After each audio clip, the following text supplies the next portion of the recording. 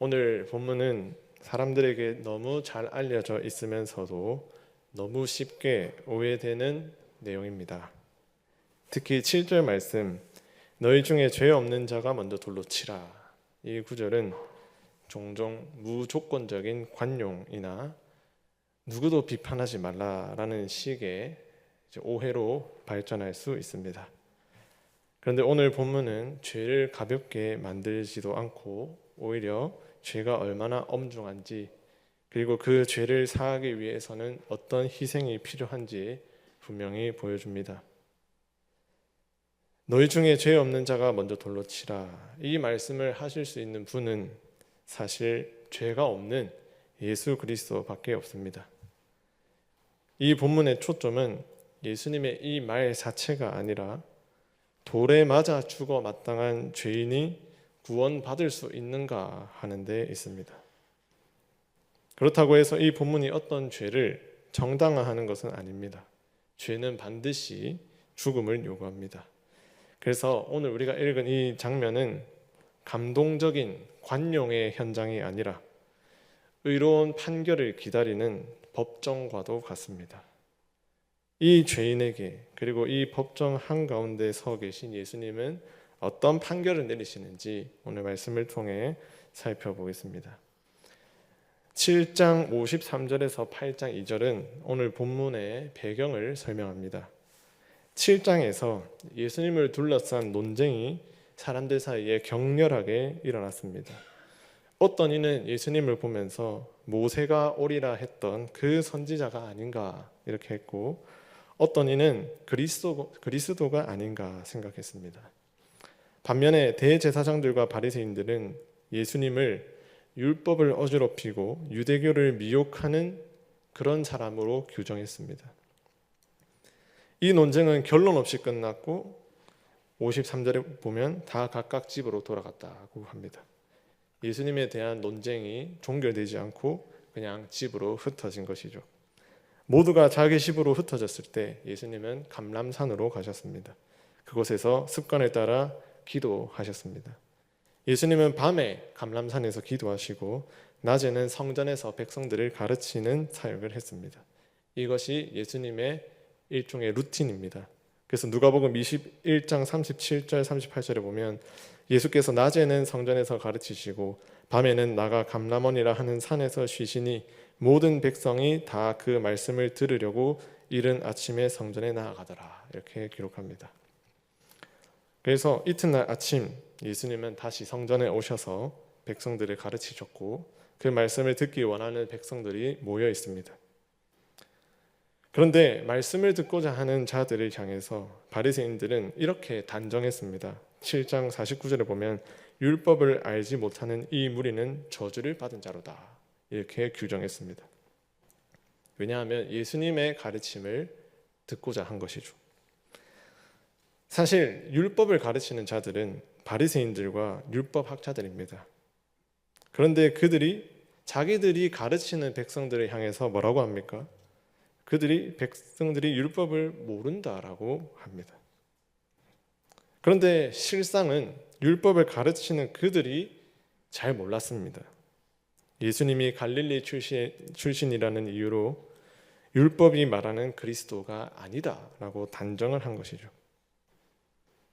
이런 맥락에서 예수님은 바리새인들이 오해하고 있는 율법을 백성들에게 제대로 가르치니 백성들이 예수님의 가르침을 더 따랐던 것입니다.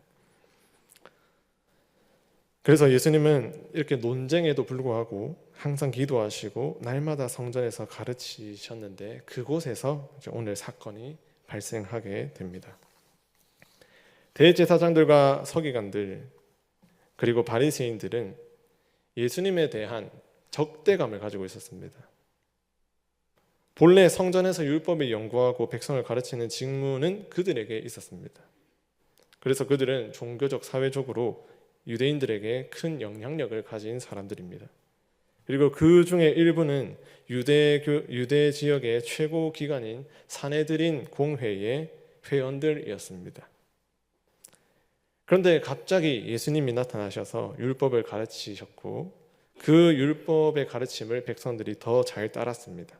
백성들은 더 권위 있게 여겼습니다. 그러니 예수님의 가르침에는 권위가 있었고 그 말씀에는 생명이 있었는데 반대로 바리새인들이 가르치는 가르침은 인기가 없으니 예수님을 향해서 깊은 적대감을 가지게 된 것이죠.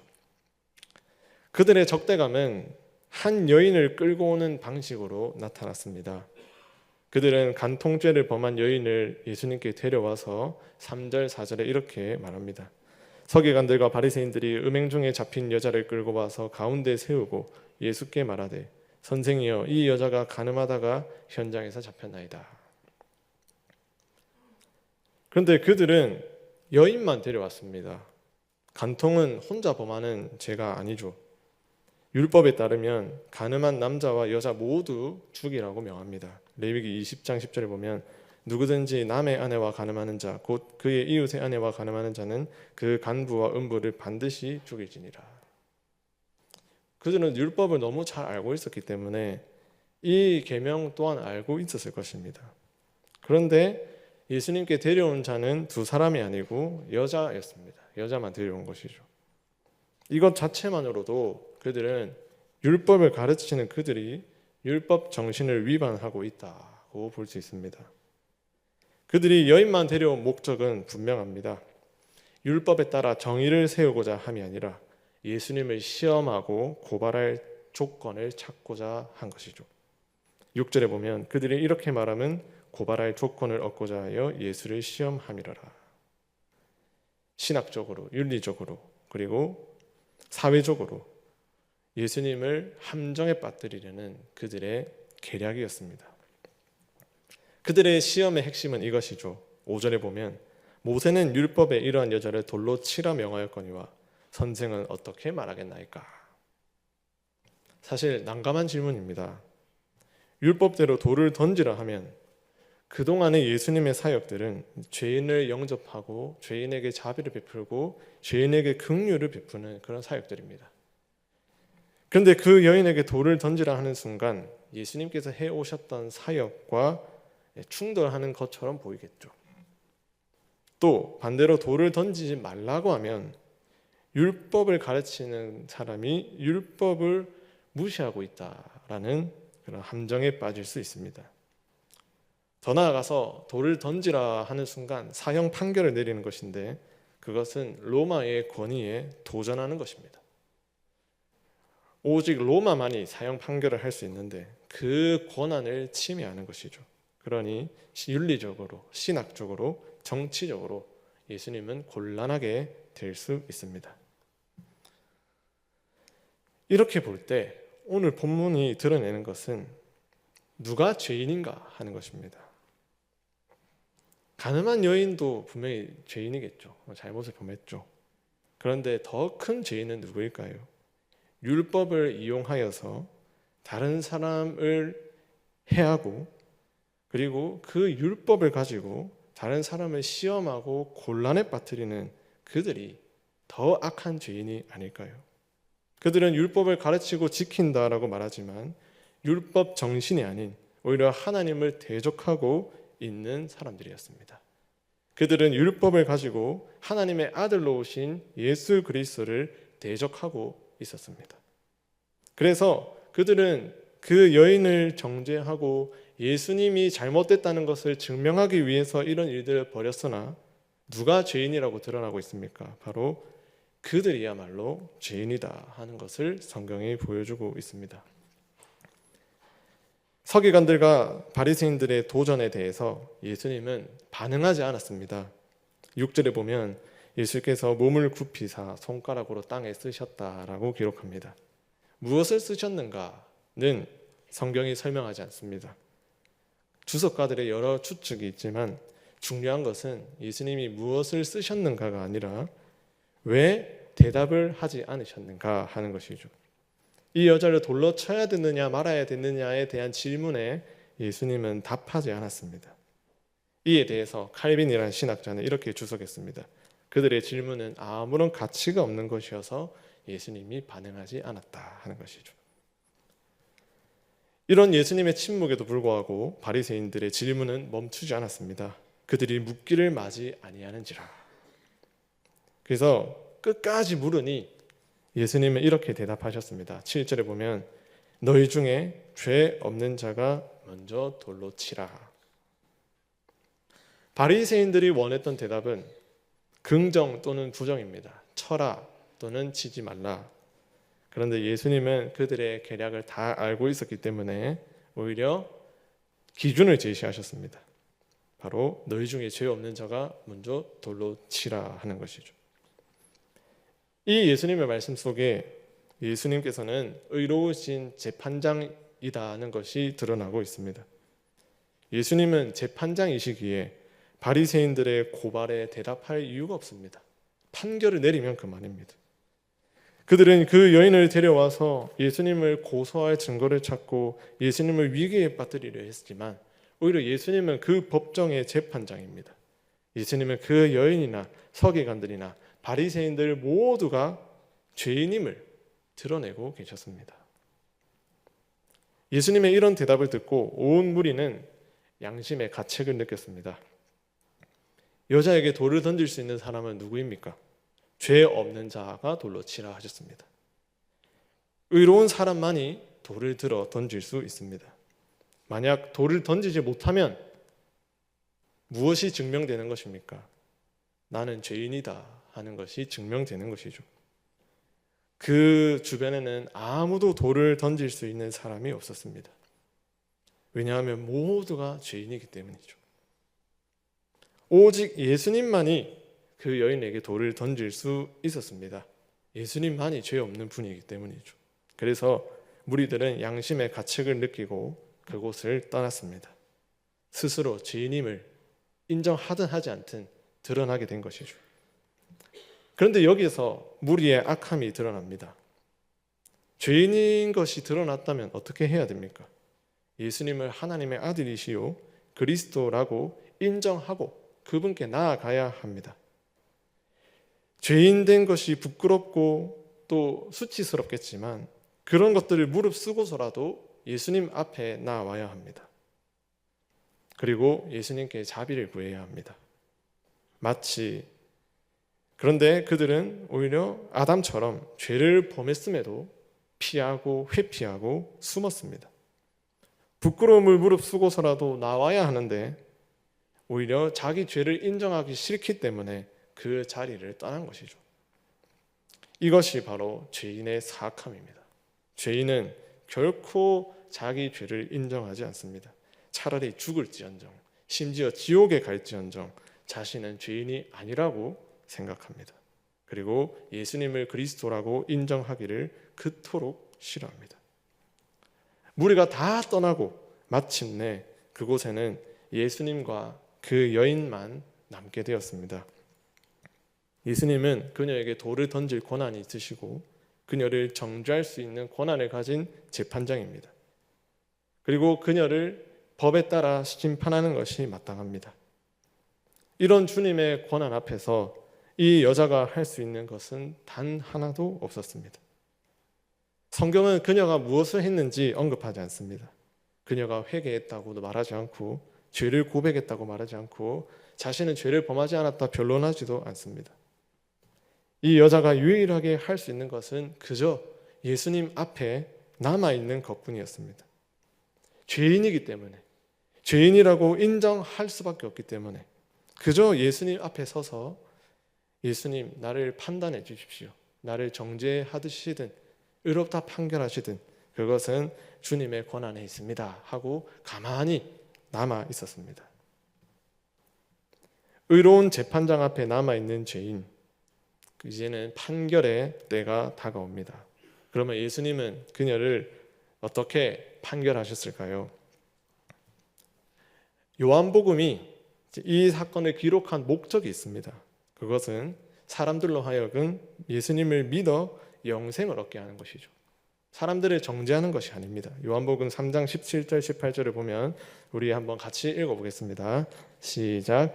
하나님이 그 아들을 세상에 보내신 것은 세상을 심판하려 하심이 아니요 그로 말미암아 세상이 구원을 받게 하려 하심이니 그를 믿는 자는 심판을 받지 아니하는 것이요 믿지 아니하는 자는 하나님의 독생자의 이름을 믿지 아니함으로 벌써 심판을 받은 것이니라. 아멘. 바리새인들은 죄가 드러났습니다. 죄 없는 자 먼저 돌로 치라. 돌로 치지 않았으니까 스스로 죄인인 것을 드러낸 것이죠. 그런데 그들 앞에 서신 예수 그리스도를 받아들이고 영접하지 않았습니다.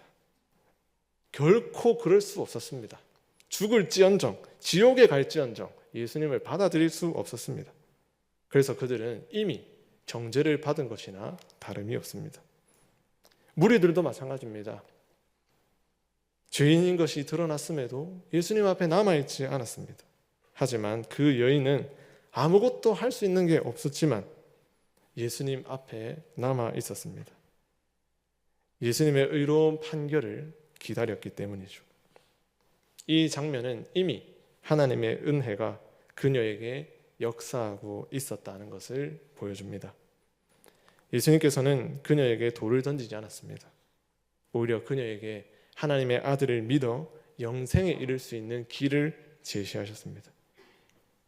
비록 예수님의 구원 사역은 아직 완성되지 않았고 아직 십자가에서 죽으시지도 부활하지도 않으셨지만 예수님은 그 구속 사역을 그녀에게 적용하셔서 하나님 아버지의 자비와 긍휼을 그녀에게 베풀어 주셨습니다.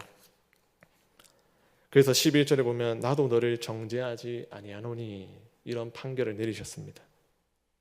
예수님 발 앞에서 가만히 서 있는 그 죄인에게 예수님께서는 나도 너를 정죄하지 않는다라고 말씀하셨습니다. 그녀는 예수님의 의로운 판결을 기다렸고 영생과 구원을 주시는 예수님을 믿고 그분을 신뢰했습니다. 따라서 이 본문은 돌에 맞아 죽을 죄인도 예수님께서 구원하신다는 것을 우리에게 보여줍니다. 너희 중에 죄 없는 자가 먼저 돌로 치라. 이 말씀 앞에 누가 감히 돌을 던질 수 있겠습니까? 우리 모두도 마찬가지입니다. 우리 모두도 다른 사람들을 정죄하고 비판하고 할 수 없는 것은 우리도 죄인이기 때문이죠. 오직 이 말을 할 수 있는 분은 예수님, 의로운 재판장 외에는 없습니다. 그런데 그 여자가 했던 유일한 것은 예수님 발치에 남아 있어서 그분의 자비를 기다렸다는 것입니다. 그래서 그녀는 이미 구원의 은혜를 맛보고 은혜가 그 안에서 역사하여서 하나님의 아들을 믿고 영생에 이른 것이죠. 이렇게 영생을 얻은 그녀에게 이제 남은 의무가 무엇일까요? 11절 말미에 보면 다시는 죄를 짓지 말라 하는 것입니다. 이것이 죄로부터 해방된 자의 삶이죠. 죄의 지배를 받지 않는 것입니다. 실수하고 넘어지고 다시 죄를 범할 수는 있지만 반복해서 지속적으로 똑같은 죄를 범하지 않는 것입니다. 그리고 점점 거룩하고 성화되어 가는 것입니다. 이것이 바로 새롭게 된 자의 삶의 방향입니다. 성도 여러분, 오늘 본문은 간통한 여인에게 주어지는 복음 이야기가 아닙니다. 바로 우리들을 위한 말씀입니다. 그녀를 끌고 와서 정죄하려 했던 서기관들과 바리새인들, 그리고 그 자리에 있었던 모든 무리들을 포함하여 죄인된 우리들을 향해 하나님이 주시는 복음입니다. 왜 예수 그리스도께서 오셨는가? 돌에 맞아 죽을 죄인들도 구원하기 위해서 이 땅에 오셨다는 것이죠. 그런데 오늘 본문에는 분명한 대조가 있습니다. 자기 죄가 드러났을 때 어떤 이들은 예수님을 떠났고 한 사람은 예수님 앞에 남아 있었습니다.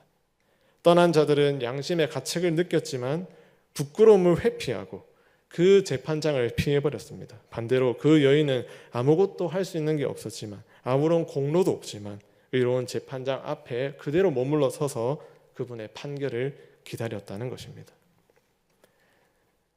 우리들의 삶과 신앙이 바로 여기에 있다고 생각합니다. 우리는 스스로를 변호할 수 없습니다. 날마다 예수 그리스도 앞에 머물 뿐입니다. 회개하는 것은 바로 정죄에서 해방된 자가 하나님 앞에 날마다 머무르는 방식이고 하나님 앞에서 날마다 교제하기 위한 것이죠. 우리가 죄인 되었기 때문이 아니라 용서받은 사람이기 때문에 우리는 주님이 하신 말씀대로 다시는 죄를 짓지 않는 거룩하고 성화되는 삶을 살아가야 합니다. 다시는 죄를 짓지 말라는 명령은 우리들에게 무거운 짐이 아닙니다. 그리고 오히려 자유를 얻은 자, 죄로부터 정죄를 받지 않는 자, 죄로부터 해방된 자에게 주시는 삶의 방향입니다. 용서받은 우리는 죄를 범하지 않는 거룩하고 성화되는 삶으로 나아가야 합니다. 그래서 오늘 본문은 우리에게 너는 돌에 맞아 죽을 죄인이라고 정죄하는 것이 아니라 날마다 하나님의 은혜 아래에 머물러서 은혜로만 살아가라 하는 하나님의 초청인 것이죠. 이 여인을 향해 던졌어야 할 돌은, 우리들이 맞아야 할 돌은 바로 예수 그리스도께서 다 십자가에서 짊어지고 죽으셨습니다. 그러니 우리에게는 더 이상 정죄가 아니요 의가 있고 우리는 그 의로 말미암아 거룩한 삶을 살아갈 수 있습니다. 따라서 성도 여러분, 우리가 날마다 예수님 안에 머물면서 예수 그리스도의 은혜와 자비를 구하면서 날마다 거룩한 삶을 살아갔으면